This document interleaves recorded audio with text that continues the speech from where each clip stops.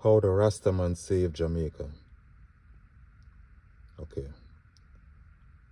And this is my new video, and the thumbnail, you already see the thumbnail, it's entitled. And this video is gonna be mainly about my little history and knowledge about coming up, about seeing the Rastaman and growing up in the Kingston area, seeing the persecution, the message, and basically everything that I saw growing up about the Rastaman and the morality them held up in Jamaica up to this day. Alright. First we could start off with a message the Rastaman preached growing up, and said back details. I grew up in the Kingston area, and Kingston 14 area, back in them Trenchtown, Demontown, Boystown, Tivoli Garden area. And that's where the Rastaman in Jamaica mainly birthed, from my knowledge, little knowledge, and that's mostly facts there, right? I'm pretty much sure that's where it started. Back in the 60s, something like that, 50s, something like that. I'm not no historian, so don't fact check me on anything, but mainly in Backawall, Tivoli Gardens, formerly Backawall. And yeah, back in them days, even to know, mostly the message the Rasta preach is love and unity and natural lifestyle, just GMO, and you guys just start the vegan stuff, them dudes be doing it from ever since, and like just unity, love, and a vegan lifestyle, or you guys call it nowadays, and repatriation back to Africa, and looking for a black messiah. And yeah, so those are the things them usually preach. And although a lot of people associate weed with Rastafarian, ironically them don't preach smoking weed most of the time. Most of the time them really don't be preaching about smoking weed. A lot of them use weed, a lot of them don't. I would say, like, I wouldn't even give a percentage to it, but a lot of Rastaman surprisingly don't. Muta Baruka is one of those Rasta would be surprisingly to most people that don't smoke weed, but them use weed in all types of different ways at the same time, medical purposes, and even the ones them who usually smoke it back in them days, especially, them usually use it like a ritual, like, I don't know, use it as a word, as a ritual, but them just didn't just get up and just like a smoke weed just like that for us to smoke in the state. Them usually like chant and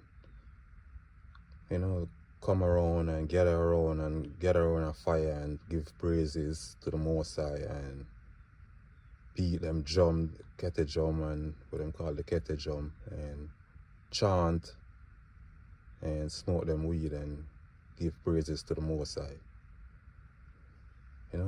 Some people, even now, them type of scenery looks scary to some people. I don't know why, because the same colonial mindset we got into them head, and that type of stuff looks scary to them. But it's black history that's like, when you hear that drum connect to your soul and to your heart, you can feel it. And that's what them do, and them smoke and chant and really preach the message most of the time. You know, love, unity, natural liberty, no processed food, none of them things, just natural. Don't even, you have some Rasta are really extremes with that lifestyle, them go so far them wouldn't eat anything that's alive, like not even fish, nothing, like, you know, just pure natural lifestyle. It's a hard lifestyle to maintain, I would say. I know that. And yeah, that's mostly on the message and preach and black unity, and not even black unity, unity for all, cause whenever even though them will talk about the white man history, them still don't preach hatred to anyone. So yeah, that's mainly about the message the Rastaman preach, and that's the one. The second is gonna be the demonization of weed that led to the persecution of the Rastaman. So that's why I mentioned the association with weed with the Rastaman, and that's why I try to mention at the last time, because the demonization was in full swing in America at those time of weed.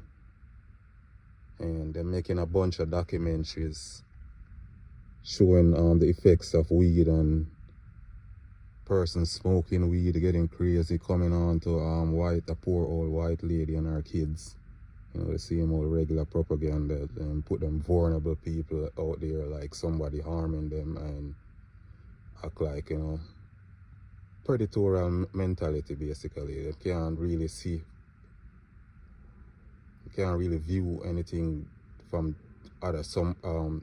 from not their perspective, because their perspective is predatorial, so them always try paint someone in predatorial. So them doing that, and them still and Jamaica still being a colonial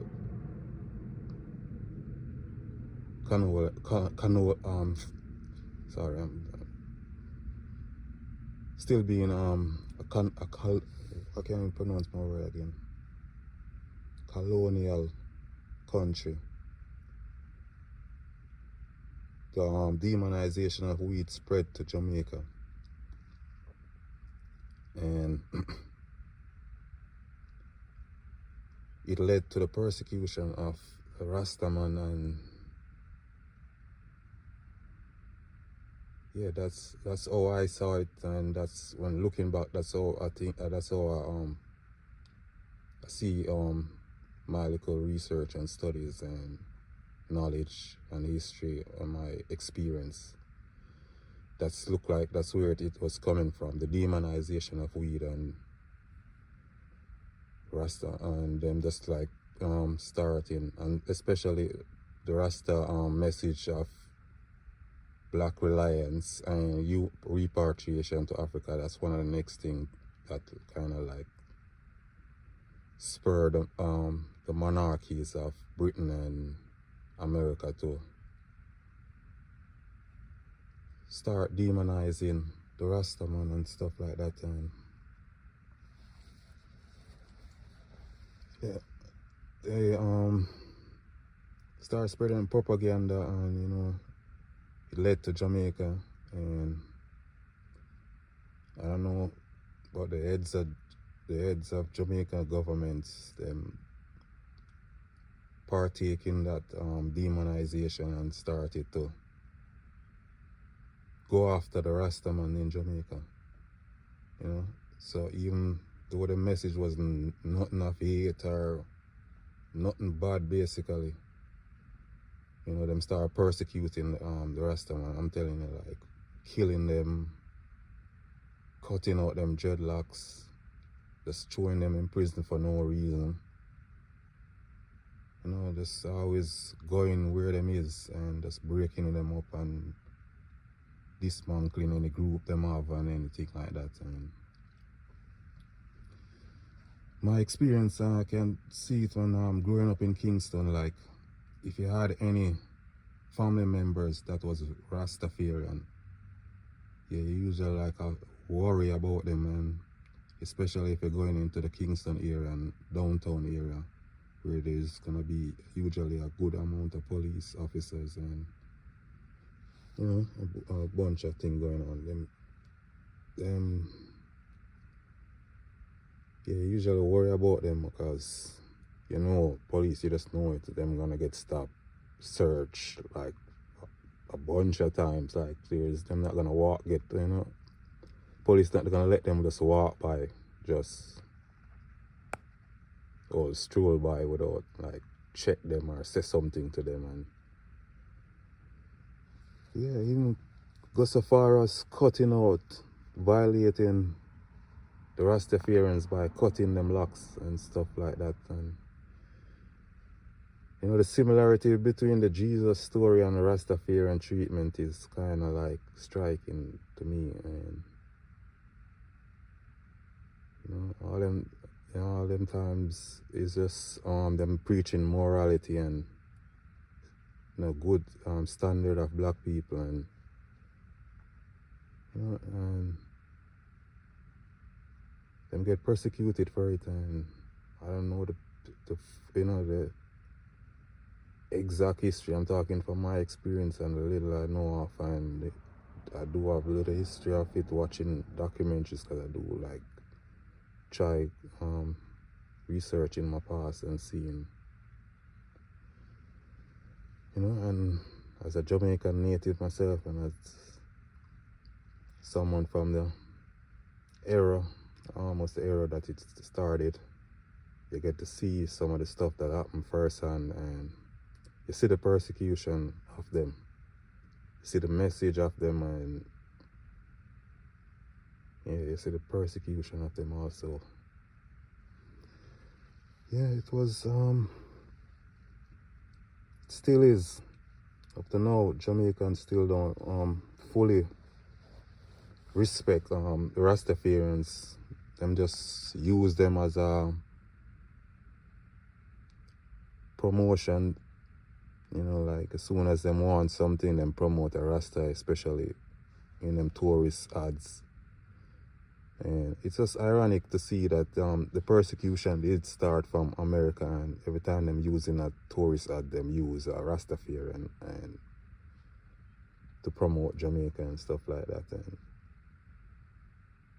sometimes them promote him use a Bob Marley. Sometimes I wouldn't say the tourist board wouldn't do that, but a lot of people would promote Rasta or Jamaica with Bob Marley with a big spliff in his mouth, and that's what them use and persecute the Rastafarians. Them use the weed, and I said many Rasta don't use weed and smoke weed, none at all, not even for anything. So yeah, yeah, that's something you just need to imagine. Like you just like taking a stroll down in the town, and official police officer grab you up and start searching you, treating you rough. And you know them Rastaman, them straightforward, most of them. So them like, hey Jada, yeah, D my son, yeah, rough me up son. Them times their police not think you should give them any back talk, and I don't know why them feel like them some sort of superhero and stuff like that, Superman or something like that. But that will lead to like them violating the Rastafarian Rastaman so bad, them cut him locks out, throw him in jail. Just imagine someone like roughing you up and you speak out and them hold you down and cut your ear out, and this is an official government employee. And yeah, them stuff like us, you see them stuff like see them stuff first, and you see police are threatening up to this day, up to this very day, police would threaten Rastaman like somebody for hold you and trim you. So up to this day, them still have that like mindset of violating Rastafarian like that. And yeah, the morality of Jamaicans would be way worse, and then way worse, and and other than these Americans if it wasn't for America, the Rastamans. Sorry, I'm fumbling all over my words. And yeah, Americans don't see this and see that as a disrespect or anything. Y'all grow up in a society that it's, yeah, the morality up here is way gone. And that's what I meant by the thumbnail.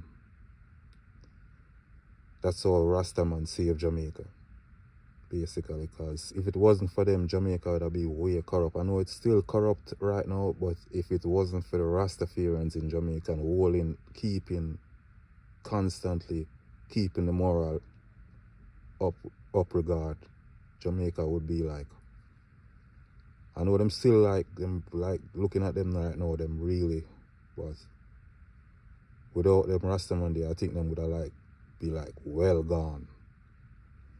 So that's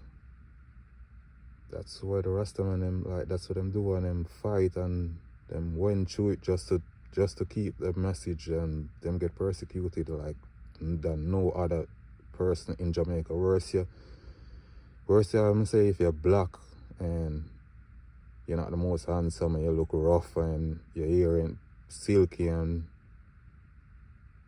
looking like you're mixed with something, yeah, them quick to violate you and treat you like really rough. And that's 100% facts. No Jamaicans can dispute that. You can say something about it and say this and that, but you can't, in the back of your mind, you know that's 100%, facts. So yeah, that's mainly it. The demonization of the Rastaman and persecution, and the demonization of weed that led to the persecution of the Rastaman. And up to this day, Jamaica still on that BS. Still persecuting and the Rastaman. But yeah, that's for it for today. Until next time, Black immigrants, one love, peace.